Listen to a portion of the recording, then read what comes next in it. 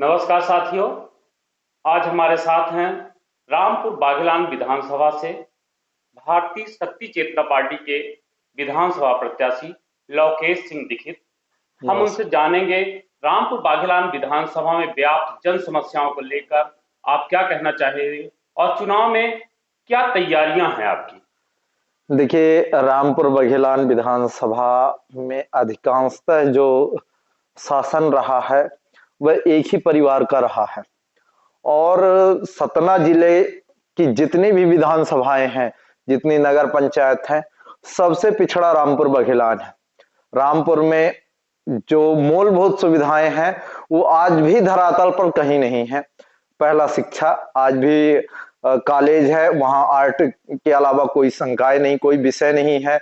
Commerce, bio, math, आज इनकी आवश्यकता है। यानी एक टेक्निकल छात्रों की आवश्यकता है समाज को, लेकिन आर्ट के अलावा कोई सब्जेक्ट नहीं है।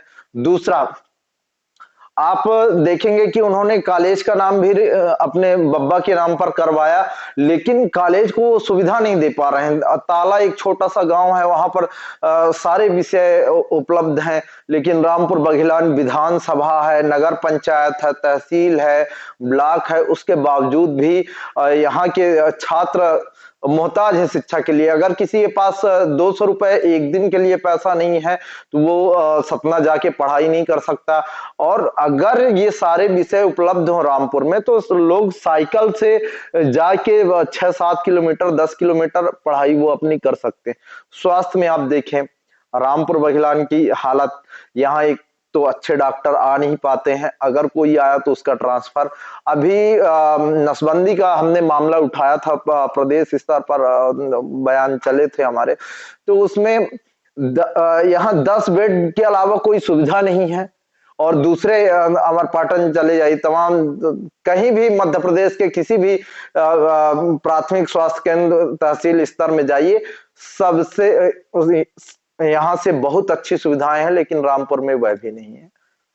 जैसा कि आपने अभी बताया कि एक परिवार का पीढ़ी दर पीढ़ी राजनीति में कब्जा कब्जा। है, ऐसे में उस परिवार से लड़ने के लिए उससे पार पाने की क्या योजनाएं आपकी हैं? देखिए, हमारा और हमारे पार्टी का एक ही विचारधारा है कि हम जिस तरह से चुनाव में एक राजनीतिक परिवर्तन ला रहे हैं, राजनीतिक परिवर्तन ऐसा कि हम किसी को कोई प्रलोभन नहीं दे रहे हैं, हमारा किसी जात को कोई दबाव नहीं। आपने देखा कि जो हमारे कार्य रहे पिछले 5-7 वर्षों में, सर्व समाज को एक नजरिए से देखने का है। आज यहाँ रामपुर बघेलान विधानसभा में लोगों को जातिगत भय बनाकर, एक दूसरे को भय बनाकर चुनाव जीता जा रहा है। उससे फिर क्या कल्याण होता है? किसी का कोई कल्याण नहीं है, चाहे किसी भी राजनीतिक, बड़े राजनीतिक दलों की बात हो।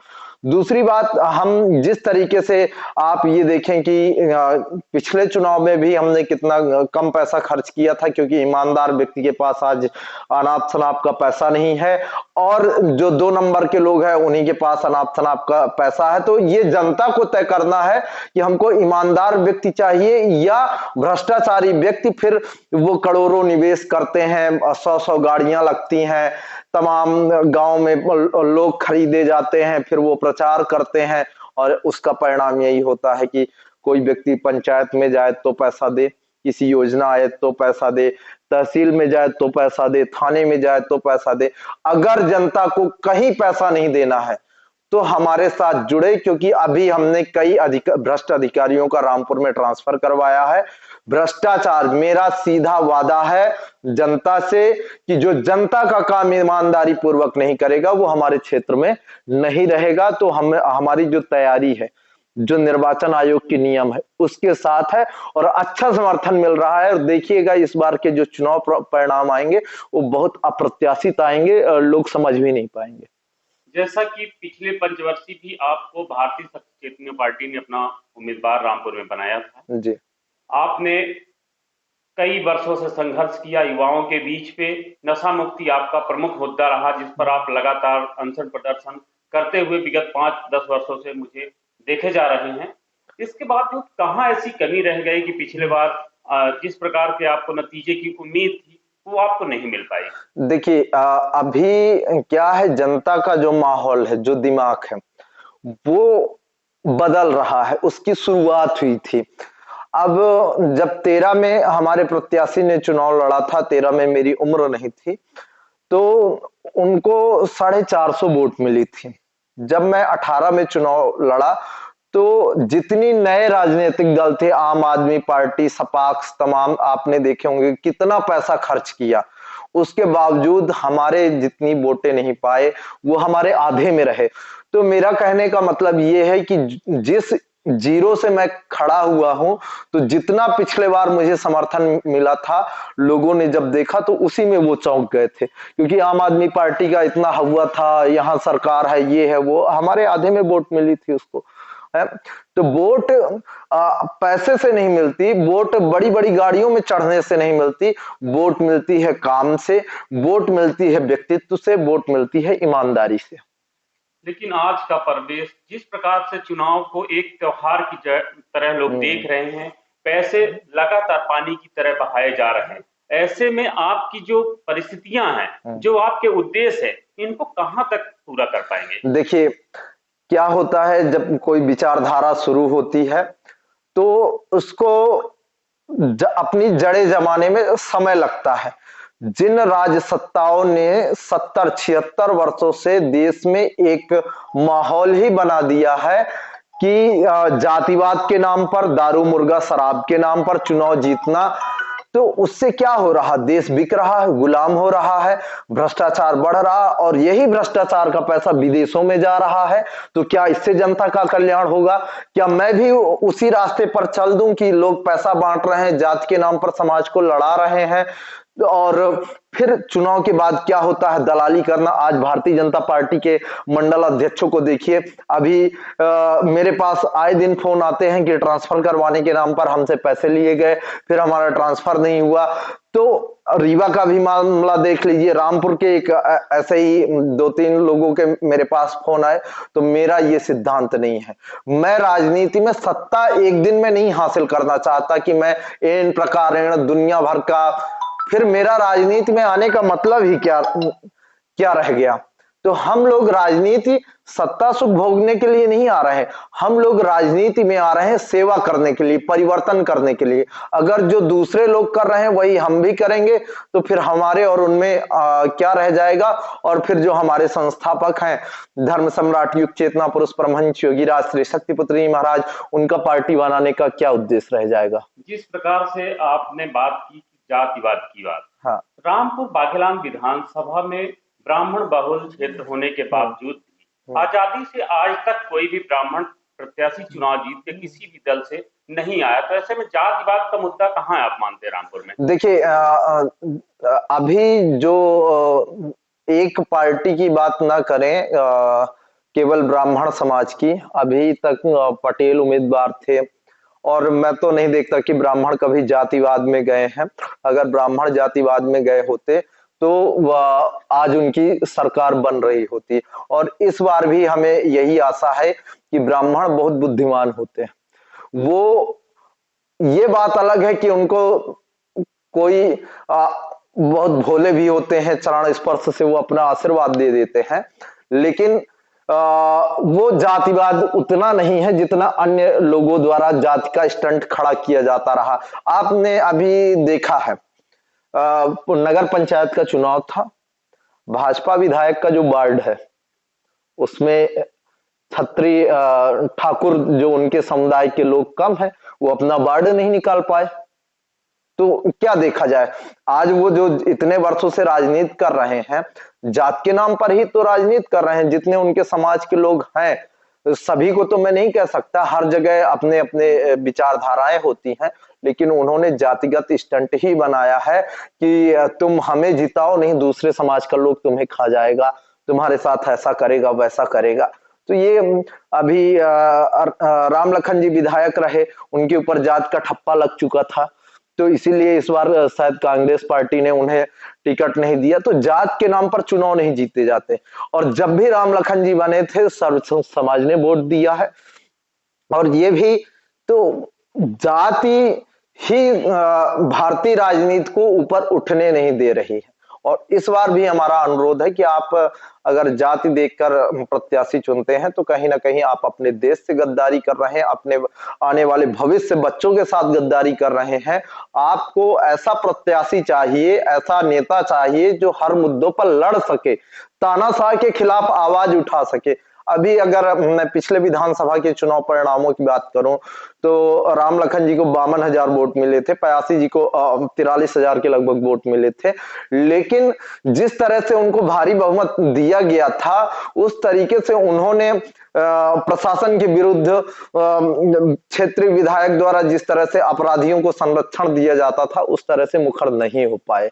तो मेरा कहने का मतलब यही है कि आप नेता चुन भी लोगे और अगर वो मुखरता से आवाज नहीं उठा पाते हैं, राजनीतिक बुद्धिमत्ता नहीं है, तो फिर कहीं ना कहीं कोई मतलब नहीं निकलता। जिस प्रकार से आपने बताया कि भय दिखाकर राजनीति की जा रही है, और जहां तक मुझे जानकारी है आजादी के बाद लगभग 4-5 पंचवर्षीय छोड़कर एक ही घर राजनीति में उनका ही दबदबा रहा है, उनके घर में सत्ता सुख रहा है। लेकिन इसके बावजूद भी क्षेत्र में जिस प्रकार से विकास की दृष्टि में रामपुर बागेलान जिले में सबसे विधानसभा पिछड़ी मानी जाती है, ऐसे में आप जैसे क्षेत्र में जा रहे हैं, लोगों को क्या रुझान आपको मिल रहा है वहां पर? देखिए, आपने पहला जो सवाल था भय का, अभी मैं एक बार पूरे रामपुर क्षेत्र में दौरा कर चुका हूं।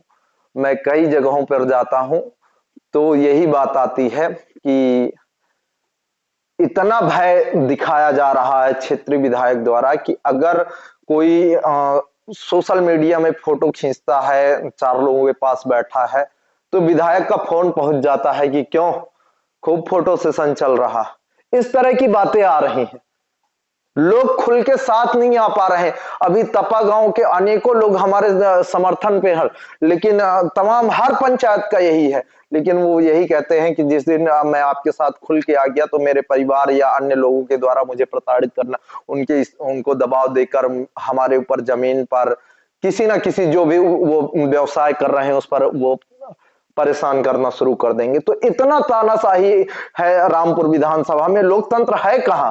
आज कोई खुल के अगर आप बात करें रामपुर में कार्यालय की अगर मैं लेने जाऊं, और कांग्रेस कोई भी राजनीतिक दल को कोई कार्यालय देने के लिए तैयार नहीं है। और यही भय है, आप देख रहे होंगे कि अगर कोई दूसरे राजनीतिक दल में है तो उसको नाली टेढ़ा कर देंगे, सड़क टेढ़ा कर देंगे और उसका घर गिरवा देंगे। आप जिस प्रकार से रामपुर बागेलान विधानसभा क्षेत्र में जा रहे हैं, किन उद्देश्यों को लेकर आप लगातार सक्रिय हैं और क्षेत्र में आपकी क्या क्रियान्वयन है आपकी पार्टी? देखिए, आपने बहुत अच्छा सवाल किया। हमारा जो उद्देश्य है, हमारा उद्देश्य आने वाले भविष्य को बचाने का है, जन जन को बचाने का है। आज मैं देख रहा हूं कि लोग दिन रात मेहनत करते हैं 24 घंटे, और जो कमाई करके लाते हैं उनका यही उद्देश्य होता है कि हम अपने बच्चों के लिए घर बनवाएंगे, वाहन खरीदेंगे। हर व्यक्ति अपने बच्चों के लिए 24 घंटे लगा है, लेकिन हो क्या रहा है, उनका बच्चा जब गलियों में निकलता है, समाज में उठता बैठता है, गांजा शराब में लिप्त हो जाता है, नशे में टूट जाता है, माता पिता की बनाई हुई सारी गृहस्थी को नष्ट कर देता है, तो आपकी जो मेहनत है वो बेकार चली जाती है। जब मैं यह बात को जनता के बीच में रखता हूं तो जनता हमारे साथ उठ खड़ी होती है कि अब मुझे नशे की जरूरत नहीं है, मुझे अब शिक्षा, स्वास्थ्य और रोजगार की जरूरत है। अभी आप देखे होंगे, समाज की बात है, कोई भी एक पिता होता है अपनी बच्ची की शादी करने के लिए जब निकलता है तो उसका पहला सवाल यही होता है अपने दामाद से कि नशा तो नहीं करते हो। लेकिन जिस दिन वही दामाद अपने उसी बेटी को पीटता है और बेटी फोन करती है अपने पिता से कि आज हमारे साथ ऐसा हुआ, वो दुख उस जगह पर नेता आकर देखें। यही कांग्रेस पार्टी 2018 विधानसभा चुनाव में अपने घोषणा पत्र में कहा था कि हम शराबबंदी करेंगे, और 15 महीने होते ही कमलनाथ ने कहा था कि हम गांव-गांव शराब के ठेके खुलवाएंगे। तो हमारे जो संस्थापक हैं श्री शक्तिपुत्र जी महाराज, उन्होंने कहा था कि कमलनाथ जी, शराब के ठेके खोलना आपके हाथ में है, लेकिन सत्ता में आपका बने रहना मेरे हाथ में। और 1 महीने बाद सरकार चली गई, कारण चाहे कुछ भी बने। तो भाजपा और कांग्रेस, बहुजन जो तीन प्रमुख पार्टियां हैं उनका यही है कि दूसरे को बर्बाद करो और अपना चुनाव जीतो। एक शब्दों में मैं कहूं तो दूसरे का घर जलाकर होली तापना ये अब वर्तमान के बड़े राजनीतिक दलों की परंपरा बन चुकी है। अगर रामपुर की जनता हम्म, आपको चुनती है हम्म।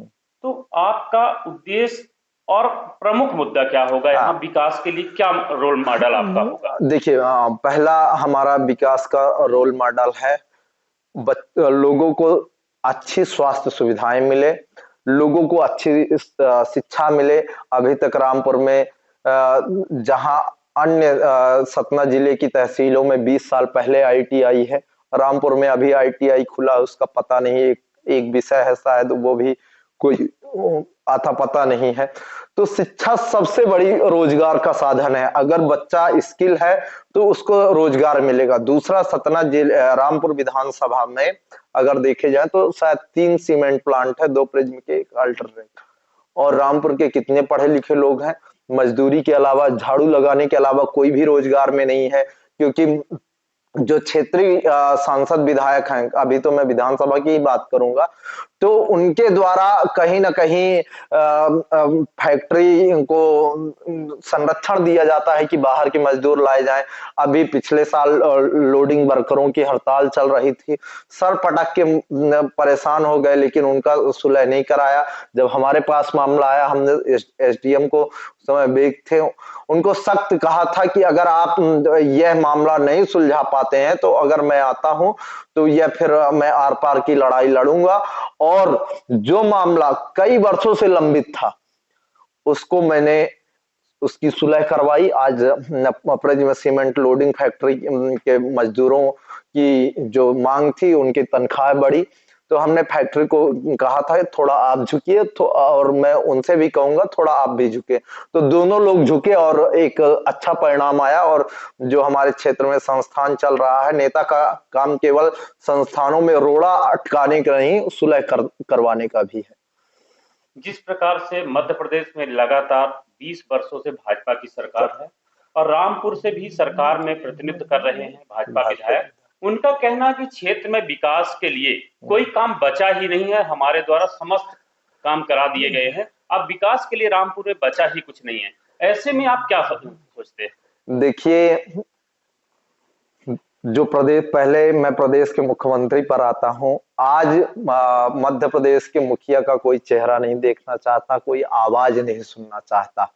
लाडली बहना योजना शुरू किया तो बहनों ने नकार दिया कि मैं 1000 रुपए में अपने पति और बच्चों को दांव में नहीं लगाऊंगा, उनको शराब के दलदल में नहीं भेजूंगा।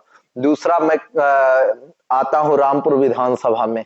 रामपुर विधानसभा में सैकड़ों ऐसे गांव हैं जहां आज तक रोड नहीं बनी। रुंगवा एक गांव है, खूंथी टोला। 18 में मैं वहां सक्रिय हुआ था, तो वहां 3 किलोमीटर मऊघारी कटरा मुख्य मार्ग पहुंचने के लिए 3 किलोमीटर की सड़क है। मैं उस समय जब गया था तो बसंत पंडित जी थे जो भाजपा के मंडल अध्यक्ष रह चुके थे, वो रो दिए हमारे सामने कि दादू हम हर्ष दाऊ के जात जात थक गान हर दूसरे दिन खड़े रहत रहा, लेकिन हमारे गांव के रोड नहीं बनवा पाए। फिर जब हमारे पास मामला आया, हमने वहां के आदिवासियों को, जब वो बीमार थे, उनको खाट पर लेकर कीचड़ में हम स्वयं पहुंचते थे, 3 किलोमीटर पैदल जाकर उनको एम्बुलेंस में ले जाना, वहां ज्ञापन देना, समाचार पत्रों में निकलवाना।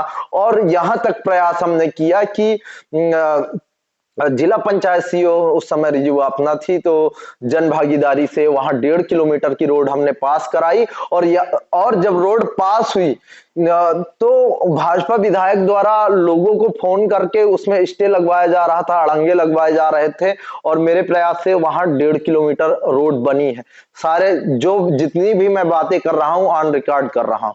फिर अभी मैं 15 दिन पहले सिमरिया गांव गया था, उसी रास्ते से मऊघारी कटरा से होके जब सिमरिया पहुंचा, सिमरिया का भी वही हाल है, आज तक वहां रोड नहीं है। और भाजपा विधायक वहां रोड नहीं बनवा पा रहे हैं। लोगों ने बताया कि मुझे मिठाई के डिब्बे में 30,000 40,000 रुपए भेजे गए और लोगों ने मुंह में तमाचा मार दिया था पिछले चुनाव में। तो कहने का मतलब भाई रोड बनवाओ, उससे सबका कल्याण होगा। ये ओछी राजनीति बंद करो, जनता सजग हो रही है। तो सिमरिया गांव, अभी मैं निमाहा गया था एक बारात में। निमाहा में बताए कि विधायक हमारे बच्चे की तेरही में आए थे और गाड़ी उनकी फंस गई थी। शर्म आनी चाहिए ऐसे नेताओं को जो कहते हैं कि विकास बचा नहीं है। सैकड़ों गांव, अभी करही के पास अभी लोगों ने चुनाव बहिष्कार का मामला उठाया। अभी आप गौहारी जाके देख लीजिए, जब चुनाव आ गया चकदही गौहारी में, तब जाके लोकार्पण कर रहे थे। और पहले तक कह रहे थे कि हमारे पास पैसा नहीं है, सरकार के पास पैसा नहीं है। तो क्या है, क्यों जनता को गुमराह कर रहे हो? 70 सालों से गुमराह पूरी पीढ़ी करती आई है, लेकिन अब जनता उठ खड़ी हुई है। अब क्षेत्र में आपके खिलाफ, भ्रष्ट लोगों के खिलाफ, जात के नाम पर गुमराह करने वालों के खिलाफ एक पढ़ा लिखा, योग्य और नेता आ चुका है और जनता का भरसक प्रयास आशीर्वाद मिल रहा। आज देखिए, आज की राजनीति में अगर आप शराब ना दो, कंबल ना दो, मुर्गा दारू ना दो, जातिवाद ना जोड़ो, किसी को धमकाओ ना, किसी को प्रलोभन ना दो, तो एक वोट निकालना कितना मुश्किल हो गया है। क्या यही लोकतंत्र है भारत का? इसी के लिए संविधान बना था कि माफिया, शराब माफिया 5 साल अवैध शराब बेचते हैं, चुनाव आता है और सत्ताधारी भाजपा के पक्ष में निःशुल्क शराब देते हैं। तो ये लोकतंत्र है या माफिया तंत्र है? आज माफिया पूरे प्रदेश की सरकार को चला रहे हैं, हर जगह माफिया सक्रिय हो जाते हैं सरकार बनाने के लिए। तो ये माफिया तंत्र चल रहा है। लोकतंत्र, अभी हमने निर्वाचन आयोग को भी पत्र लिखा है कि देश के लोकतंत्र को माफिया तंत्र नहीं बनने दिया जाएगा। और जिस तरह से भाजपा विधायक के संरक्षण में हमने राशि मोड़ में शराब पकड़ी थी 27 पेटी 2016 में, तो जित्तू सिंह जो यहाँ बड़ा शराब माफिया के रूप में है, और तो उसने फोन किया, उस समय ये विधायक नहीं थे, इनके पिताजी मंत्री थे। तो हमने कहा देखो भाई, मैं किसी से नेता से बात नहीं करता। जब लगातार प्रेशर आया तो हमने बात की। तो इनका पहला था कि शराब छोड़ दो। हमने कहा क्यों छोड़ दे? तो इन्होंने कहा हमारी शराब है। अब सोचिए कि जो नेता अपनी प्रजा को गली गली अवैध शराब पिलाए, उनको बर्बाद करे, उनके बच्चों को, माता पिता पूरा दिन मेहनत करते हैं, एक एक पाई पाई जोड़ते हैं, और उनका बच्चा नशे में सब बर्बाद कर दे, ये नेता है या अपने जनता के दुश्मन है? ये थे हमारे साथ लवकेश सिंह दीक्षित जी, जो रामपुर विधानसभा क्रमांक 67 से भारतीय शक्ति चेतना पार्टी के उम्मीदवार हैं, जिनसे हमने बात की रामपुर बाघेलान विधानसभा में व्याप्त जन समस्याएं, स्वास्थ्य, शिक्षा और नशे का कारोबार जिस प्रकार से फल फूल रहा है, इसके लिए उन्होंने अपनी बात रखी है। जय हिंद, जय भारत। नमस्कार।